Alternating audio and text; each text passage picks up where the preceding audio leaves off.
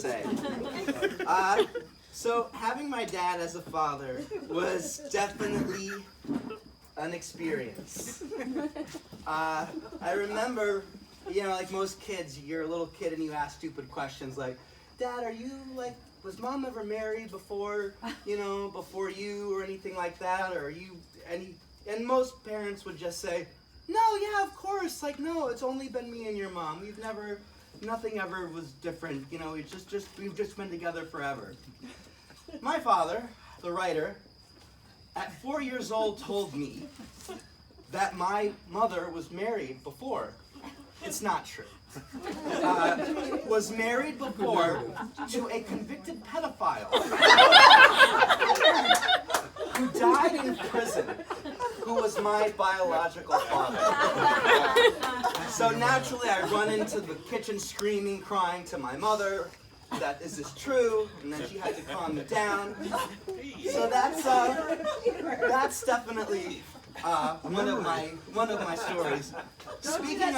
Speaking of fertility and who your father is, and my father drove a Porsche when I was a young boy, and when he would take me to get ice cream, he would go, Sam, finish the ice cream now before we get in the car. I'm like, why? Why can't I just finish it in the car? It's like, well, if you spill in my car, I will set you up for adoption. I will drop you to the orphanage, and that's it. Because I don't want you to spill in my car. I'm like, well, Mom won't let you do that. I'm like, well, Mom won't have really a say in it. I'm just going to get in the car and go. He's got to get hip to cleanliness. I never spilled in his Porsche. In the 15 years he had that fucking thing, I never spilled. Because I was, at 14 even, I was afraid he would set me up for adoption. You wouldn't let him work. I know, I would have just gone to Rochelle's. I would have gotten rid of him first. One day we go skiing, and we go with my Uncle Marty and my dad. And I was a much better skier than my uncle and my father.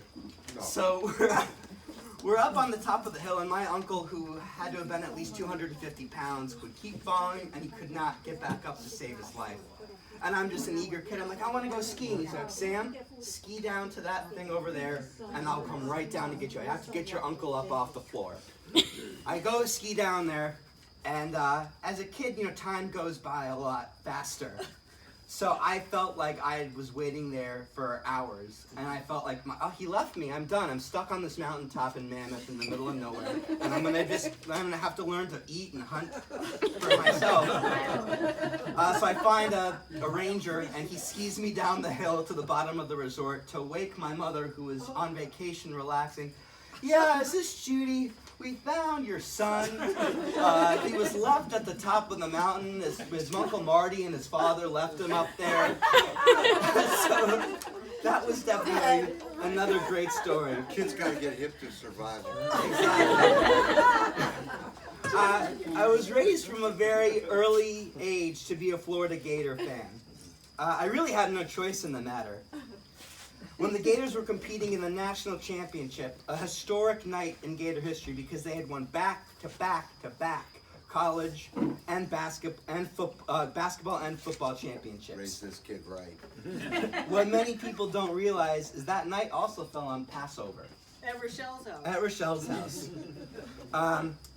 I have to hand it to my father. Despite pissing my mother off pretty bad, my dad picked me up from school and said, Sam, we're going to Tony P's to watch the game at the Gator Club. And like the good boy I was, I said, well, Dad, what about Passover? And he gave me some righteous knowledge.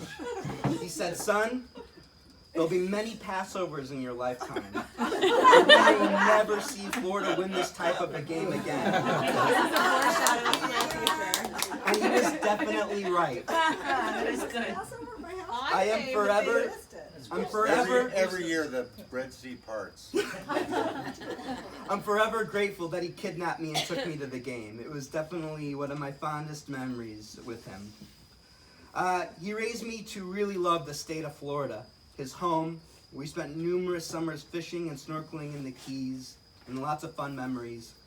But I never completely understood the magic of this place until I moved here for college. I fell in love with the people and the culture here. And the wife. If you let me get to it, I'll get to it. I made lifelong friends and met the love of my life here. It would not have been possible if it were not for him convincing me to go to school here, and for that I'm truly grateful. He also exposed me and helped me find my calling in life, which is film production. Growing up on his sets, I knew early on that that's what I wanted to do, and his guidance and connections helped me move up the ladder where I am now. So I'm truly grateful that he wasn't serious